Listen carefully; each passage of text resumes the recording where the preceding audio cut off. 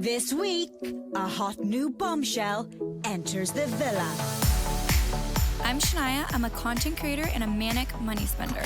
I'm Valerie. I'm a serial entrepreneur and recovering perfectionist. We're here to bring you life and wellness tips, tricks, and hacks from experts And our personal experiences. This is the Hot Girls Cry podcast.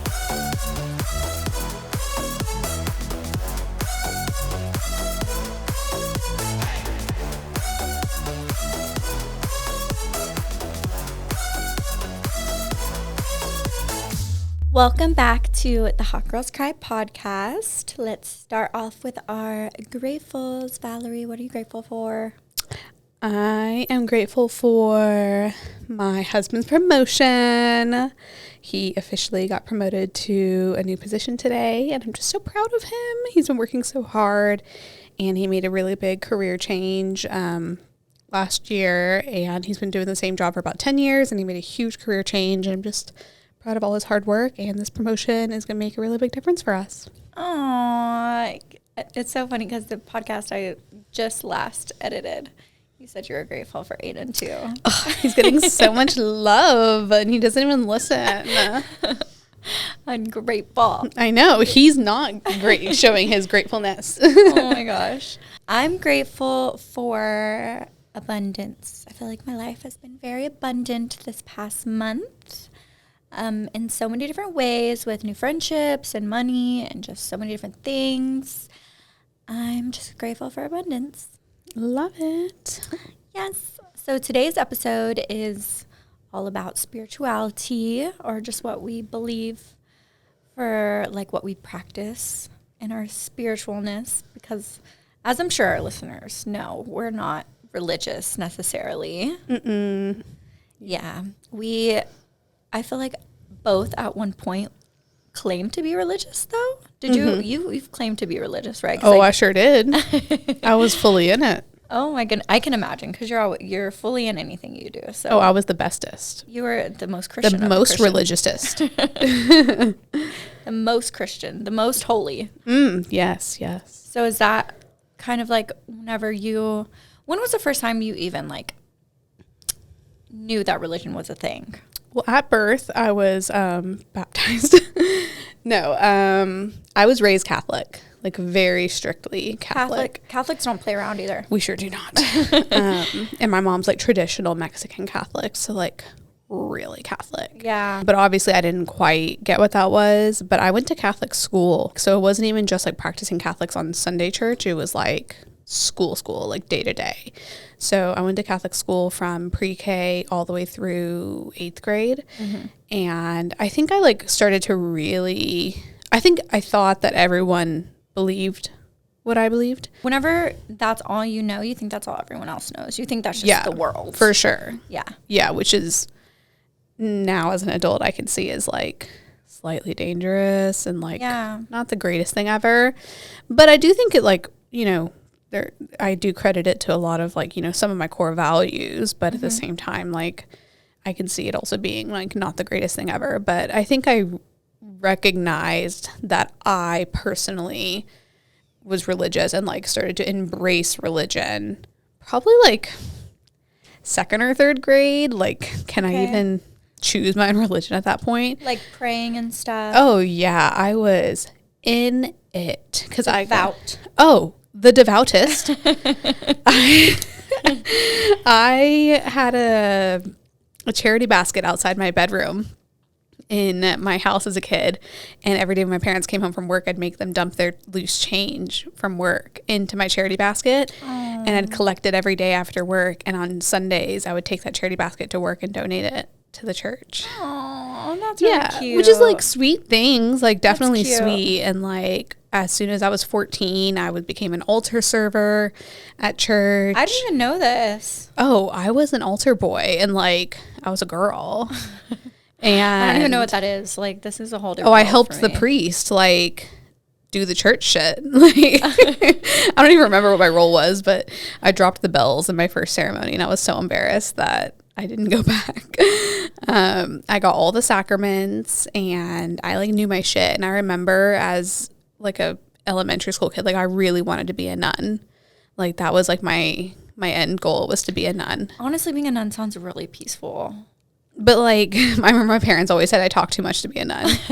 They were like, they won't let you in. They're like, you're not quiet enough.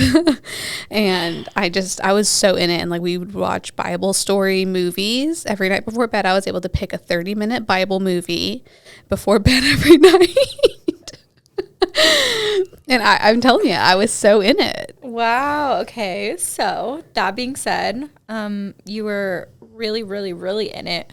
When did you start to kind of fall out of it? Because kind of like, I think I claimed to be Catholic all the way through high school. Like I was like, well, I was technically raised Catholic. Mm-hmm. My dad wasn't super Catholic. Like my dad was raised Mormon, and then he didn't really practice as Catholic. Like I knew through my whole childhood my dad wasn't technically Catholic, which I always thought was odd. I was kind of like, well, why is dad not Catholic if we're all Catholic? Yeah, you're like, what's wrong with it? Yeah. And it was just one of those where my mom's like, it's a personal choice. But I think that also helped because it made me recognize like you don't have to be Catholic to be like a good person, and like good people are also not necessarily Catholic. But I think I started to really start questioning things when I got to college, and I was like, something's up here. Yeah. So for me, I was raised very, very atheist. My dad has very strong feelings towards religion. Which is wild in Texas. Yeah, because his dad was a priest. Oh my God, I didn't know that. Yeah. What kind of priest? I don't even know, but his dad was awful towards him. Oh, no. Abused him and made him read the Bible every night before bed and wouldn't let him participate in school, anything. Everything had to be through the church. He couldn't go to school dances. He couldn't, literally everything was so, and you know, and typically in people, as the story goes, people like that who are that hard on their kids and like that into religion and that by the book, he was also like had X, Y, and Z wife and had all of these estranged kids and all of this. So his dad was honestly just really shitty to him. So it really, really made my dad resentful towards religion. Mm-hmm. So anytime I would like, you know, even bring up Christianity or anything like that, my dad was like, oh my God. So I was raised very like anti-church, anti-religion. But I still, even with that being said, I claimed that I was Christian just because I saw like in society how prevalent it was, and it's almost like you need to do this in order to fit in or to be a good person, or like I thought there was kind of something wrong with my dad, and I thought he had just been kind of burned, or not that there was something wrong with him, but I was kind of just like maybe he's just, you know, really bitter, rightfully so, because the trauma that he had in his childhood.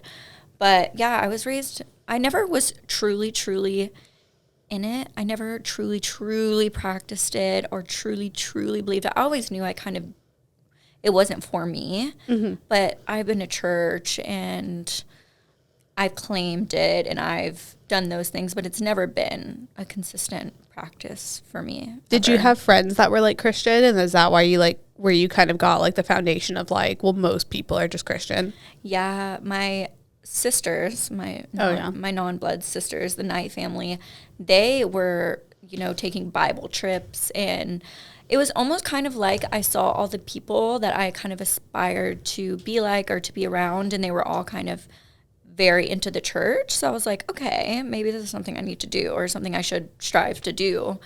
But now they're all atheist as well, or spiritual, or not Christian. Yeah, I saw it kind of throughout like all of my friends, and that's always how I would go and everything like that. But I feel like I kind of stopped claiming it after college, around there. Like I kind of was just like, I don't really know. I kind of always just had the feeling of like, I don't really know what I believe, and I'm not going to claim to know just because I think it's the cool thing to do or what everyone else is doing. Like, no, we don't have to make a decision. Yeah. And what is it called when you don't, like, it's agnostic? I always told people I was agnostic. Yeah. But I felt like whenever I got to LA, I sort of came into like spirituality and stuff like that, and I realized that there was the reason I like spirituality is because I feel like there's not like a set of rules, and it's not a set thing that you have to believe. It's kind of like just whatever is within yourself. Yeah. Yeah. So when did you kind of like really, after you started questioning things after college, and when did you kind of get to a place with spirituality or start kind of like experimenting with other things? Yeah, I think in college I took a lot of philosophy classes and I really enjoyed them. And I took a lot of classes on like existentialism. And that's when I started to like recognize, because I had still grown up with like Catholicism. And even when I was a kid, I had most of my friends were Baptist. So I had gone to like a lot of Baptist church camps and like Baptist community stuff. And like, it was fun. Like, I think there is a really great community aspect to it. I think it can be really great for kids. I think like you can build a lot of core values. I think it also can go badly. Like, I think there's in any aspect, like I think there's pros and cons, and like there's shitty camps that are non-religious, and then there's great camps that are religious or like whatever. Yeah. But I was definitely snobby about it because I would always go to the Baptist camps and be like, but I'm Catholic and like this isn't my religion. And I was like just so stuck up about it. And this is me like at 10 years old being like, but the Bible says like, and I was just so obnoxious. And I remember just wanting to be a nun so bad, and like, it was just... I've never met someone in my life who aspired to be a nun. Me neither, man. Not even in Catholic school. I don't think I've ever met a nun. Me neither, I don't think. I mean, I got all my sacraments, like, and I studied hard, like... Wow. I don't think my mom even, like, cared that much. Like, yeah, I was really into it. But... basically in college, I started taking, like, a lot of philosophy classes and studying existentialism, and I was just really, like... looking into a lot of like the contradictions of how and like this might ruffle some feathers, but basically I just really got into the idea that like if God is all good and if God is all knowing, like then we don't technically have free will. And it's like if he knows every single thing that we're going to do, then we're not truly choosing what we're doing with our lives. And it's like, okay, but if we don't have free will, then like what's the point? Yeah. And then it's also like if God is all good but then bad things happen, what's the point of having an all good God? Yeah. That's the part that always kind of like how could, if there is God, how could he let this happen? Right. And then it's like, okay, so if he's all good but then lets these things happen, then he's not really all good. And if we have a God that's not all good, then why have one? Yeah. You know? So I started to face all these questions, started to really question things, and I started to talk to my dad about it, who grew up Mormon, and you know, Mormon to some people can be a very extreme religion. And so my dad was kind of like, yeah, like I thought about this too. And I was like, oh my God, he knows. And so I started talking to him and I was like, okay, like, so I just started to be like much more open to the idea that like, okay, this isn't like the end all be all, like this isn't all the answers. So I was just like much more open to like other religions and started studying like other religions. And I got really into Buddhism. Like I've always wanted to kind of like understand what Buddhism is about, because I honestly have no idea, but it seems really dope. Yeah. And like, I just found that like, it's not even like a religion. It's just a way of life. Like it's a philosophy to live by. And the idea is that it's just to live by good values, to do no harm, to do no harm to people, to creatures, to earth. And I'm beautiful. Like, yeah. And so I'm like, at that point, like, that's what religion to me should be, is and like, I don't judge anybody who has a religion or believes in a certain thing if it makes you a better person, because for me, I was obviously in it. Like I was in it. And it's like, I don't regret that. Like it made me who I am. But to me, I don't think religion is good if it makes you hateful. I don't think it's good if it makes you judgmental. Period. And so to me, it's like, if you need religion and want religion to be a better person, to raise a family, to have core values, to instill all these good qualities, then have it. Like, please do. And also, if you're going to follow it. Okay? Follow it. But don't use it to judge me or to ridicule others. Like, don't use it for that, because, like, then it's like, then what's the point then? And you're not being a good Christian or whatever you claim to be, because... thou shalt not judge, babes. Yeah, like, only God can judge. So don't use it as a weapon. Yeah, don't get me on my soapbox. And that's the thing to me, is like, I personally believe religion should be to make you a better person and to live by good values. And that's what I found Buddhism is like. If you are trying to be a better person, be a better person. I personally don't need a God. I don't need a rule book. I don't need testaments. I don't need a Bible to make me want to be the best version of myself and to be the best wife, the best partner, the best citizen or whatever to do that. 100%. Yeah, like if you want that and you need a rule book or choose a rule book to do so, then that's great. Like, please do that. But like, I've met people, I remember when I worked at Twin Peaks, I told this girl I don't believe in God anymore, and she was like, so you think murder's okay? And I was like, I don't need how did we get here? Yeah, I'm like, I don't need God to tell me that murder's wrong. Yeah, like if that's what you need to stop you from murdering people, we've got bigger issues. Yeah, that's crazy. I do think a lot of people also need it or use it to cope with just existence and death and for things sure like that. And I think that's beautiful. Great. Yeah. If you need or want or just would like to hold on to something that gives you a purpose or gives you hope or anything like that, that's amazing. But I do think it has limits when you're putting it on other people or you're bringing it into the government or anything like that. Yes, ma'am. I think you need to use religion for yourself and yourself only. Yes. And not put it on other people. Like, I don't expect everyone I come into contact with to be spiritual or, you know, I think we should all just hold each other to the standard of just being good people and, like the Buddhists say, not causing harm. Yeah, like religion is like a diet. Yeah. Like, it's not for everybody. Yeah, it's what works for me may not work for you. Yeah. I can do what I need to do to be my best self and to take care of myself in the best way that works for me. That may not look the same for you, and that's fine. But it's like, how are you going to force your way out and then shame me for the way I'm living when it has no effect on you unless it has an effect on you? Yeah, exactly. Pull that clip. Editor. But honestly, like, and I think that's what religion really needs to be, is just, it just needs to simply be, you know, personal. Yeah, of course. I think it's very naive to think that everyone is going to have the same religion. Everyone should have the same religion. I feel like we've evolved so far as the human race to still be putting people in boxes or just assuming people need to live by a book that someone wrote eons ago. Yeah. And no, honestly, no tea, no shade. Like, if you're a Christian and you truly are a Christian who follows the Bible, I'm sure you're probably a good person.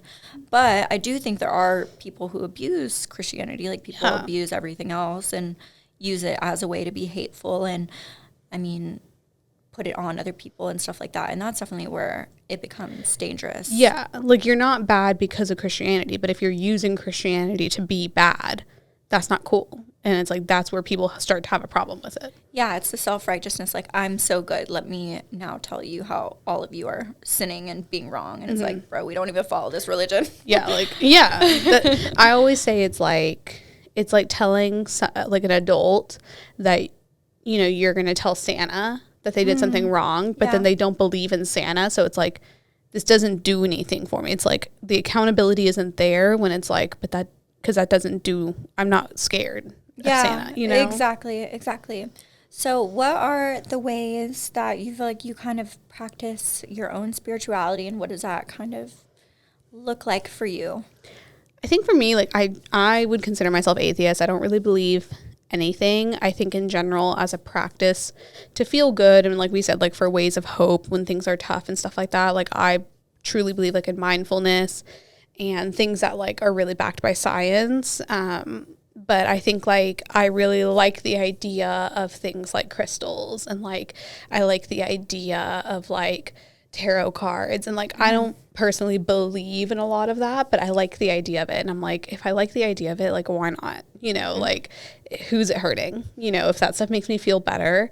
And but I think as a practice, I really love like meditation and like yoga and obviously like therapy and things like that. But like, I think for me, I think as a control freak as well, like when times are tough and like I really feel like I need like hope or a means to like working through something, I think being able to like reflect on myself and like being able to lean into that is much more helpful than like leaning on like a third party, Yeah. I guess, of like, or putting it like, or I guess sometimes I do like with the universe and being like, oh, it'll all work out. Yeah. I think a lot of times I do look at it as like an objective perspective of like, well, let's just see how this plays out. And like, it's not necessarily like the universe or energies. I'm just kind of like, we'll just see how things unfold, you know, and like time will tell. And so I think sometimes I do just kind of lean into like time and just being like, well, we'll just see what happens. Yeah, I am the same way.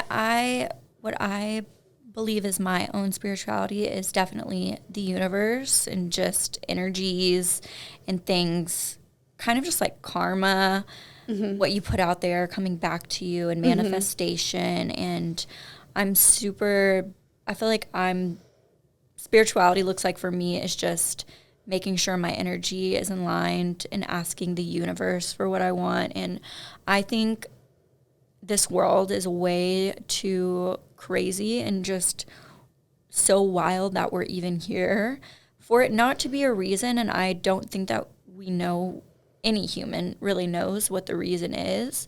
But I do think there's definitely some bigger powers at play and bigger powers out there in the universe that are aware of us. But I mean, that's just personally what I like choose to believe.